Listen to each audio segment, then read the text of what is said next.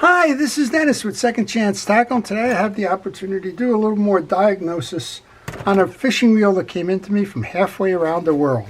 This one was sent to me by Michael from Australia.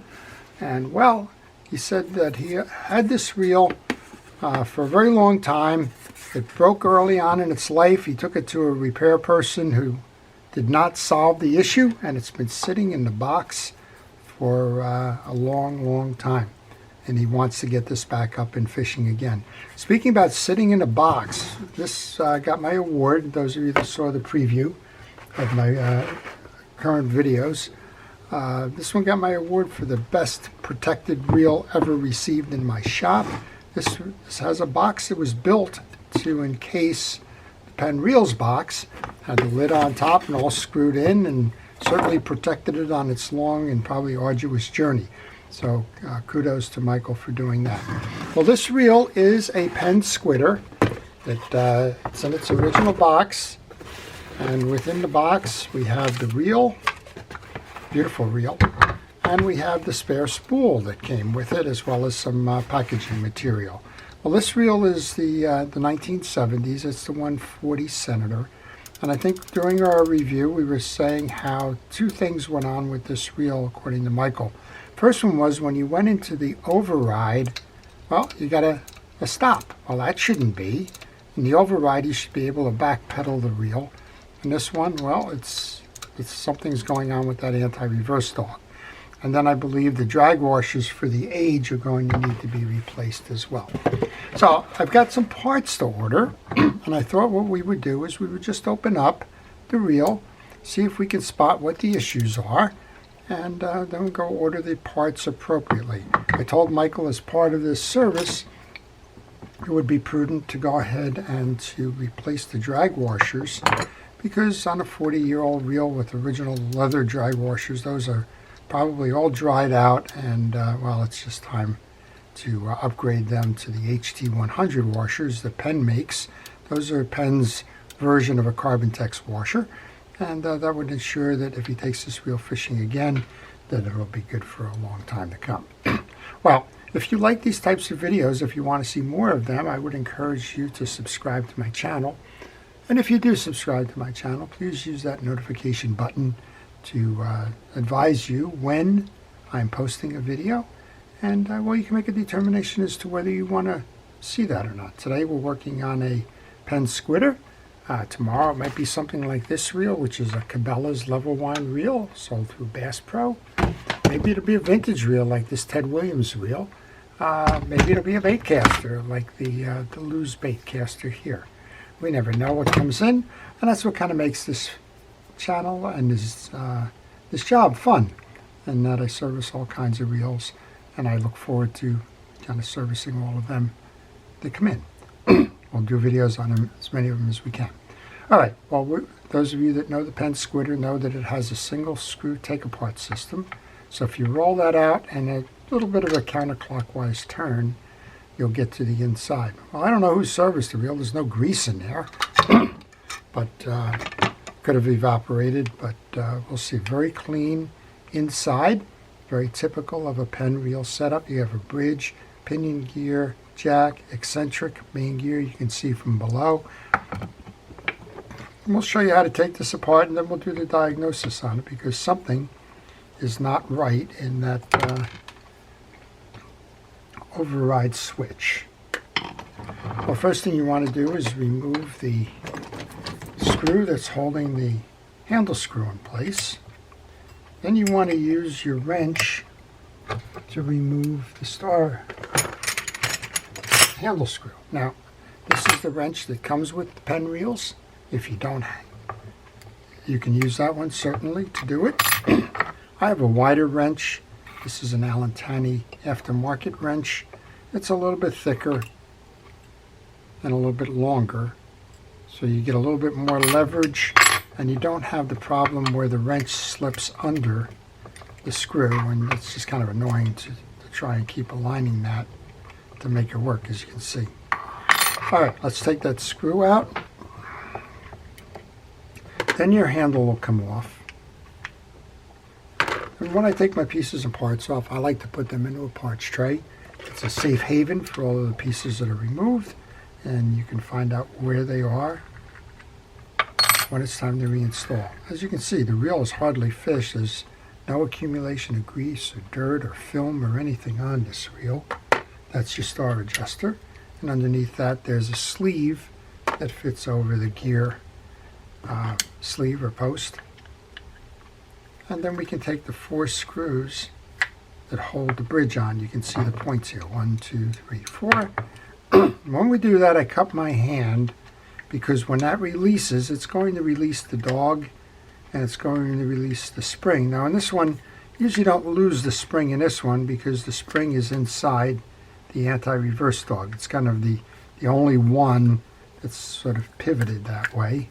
But regardless, you want to make sure that you don't lose parts on a 40-year-old reel, because if you do, it's going to be problematic.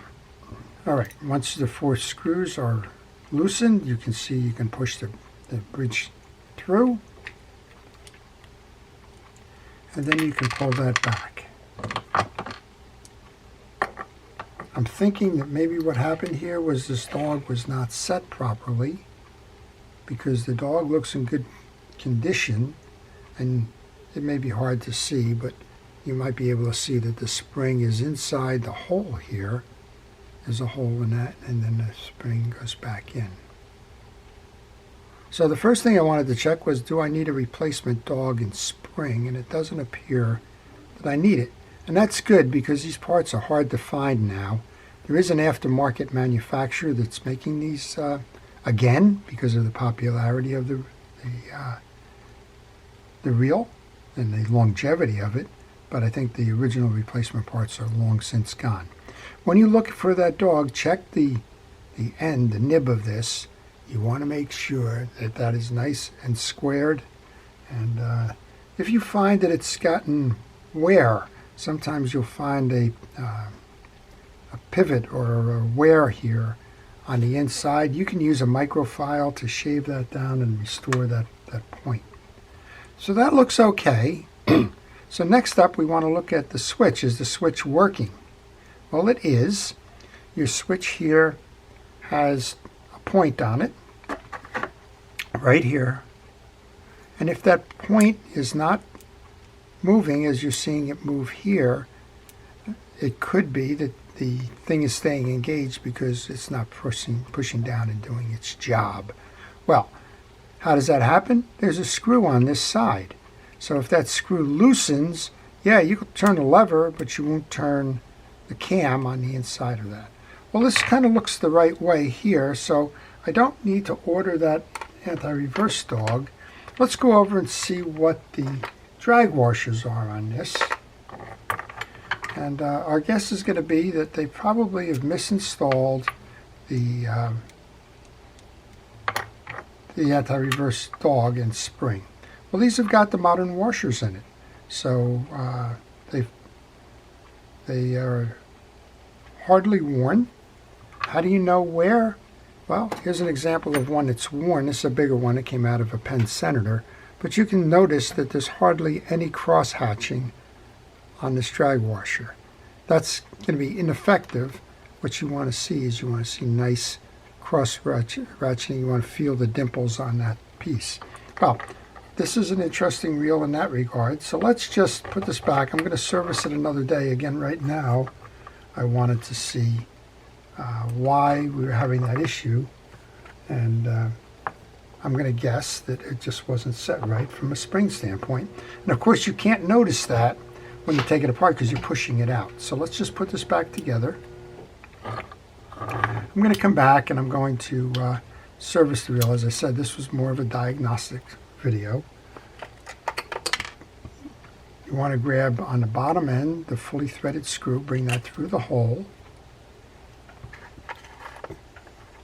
Get the anti-reverse dog,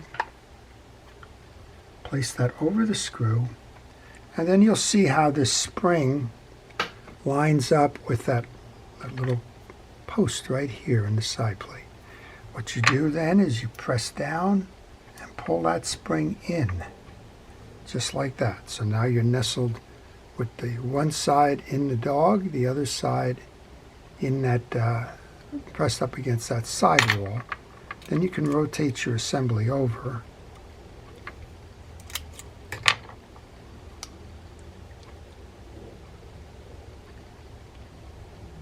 And we can tighten down on that screw. Once you finish tightening up that one screw, go back and get one of the partially threaded screws, put that up top. These have 2 partially threaded and 2 fully threaded screws. The partially threaded screws go through those springs that you saw come out of the top end. They're yoke springs.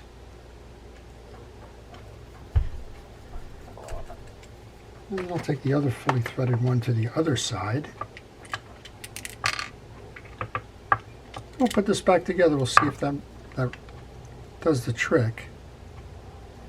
And as I mentioned, later I'll go back and I'll take this apart. I'll do the full service on it. There are videos on my channel that show the full service, but don't necessarily show the problem determination, which is why I decided to do this one. With the bridge off, we can put the spacer back in.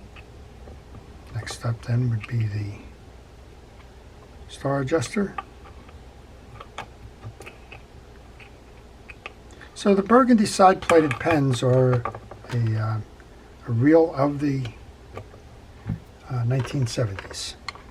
You can find them on the Jigmaster, you can find them in the Peerless, you can find them in a variety of the reels. Peerless would be the 209 reel, for example. You would find them on Jigmasters, the classic reds. Senators. The Senator red ones are a little bit different. The Senator red ones indicate high speed versus base speed. All right, and then just line the scallop on the handle screw to the hole for the tie-down screw. We'll put this on and we'll see if it just happened to be that spring was not installed properly at override, or if there's something greater that we're going to have to look at. I'm going to put a little oil into the back bearing here. That won't hurt it. We'll clean this up later. You want to use a scrubby pad, and you want to use some rod and reel cleaner. That'll take care of the tarnish on it, just as an example. All right, let's go ahead and put this back in. Put this back on. Find the locations, turn it that quarter of a turn.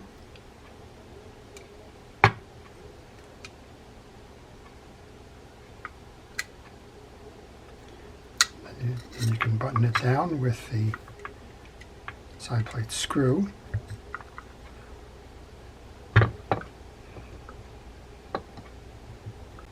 Okay, let's see how we did. Turns nice and easy. It's got the anti-reverse. Let's see about that override now. Spins nice and easy. So I think what the answer to this question was, somebody who didn't install the anti-reverse dog properly did not set the spring into that position where it can have the leverage. So we did a couple of things. We took the reel apart, wanted to see the basic issues and mechanics behind it, and we got it down to the point where the dog was, and of course we couldn't see how the dog was originally installed, because when you remove that bridge, you remove the evidence, if you will, about that.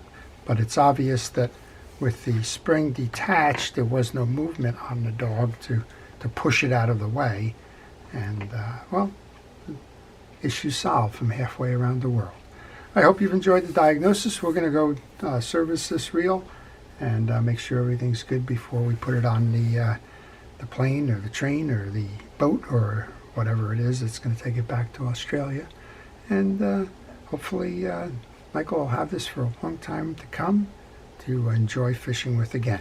So this is Dennis with Second Chance Tackle, thanking all of our first responders and essential personnel for everything it is that they do. Wishing everybody well, wishing you great fishing, have fun servicing your reels.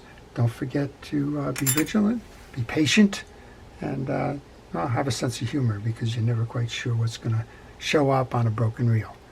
This is Dennis with Second Chance Tackle. Have a great day.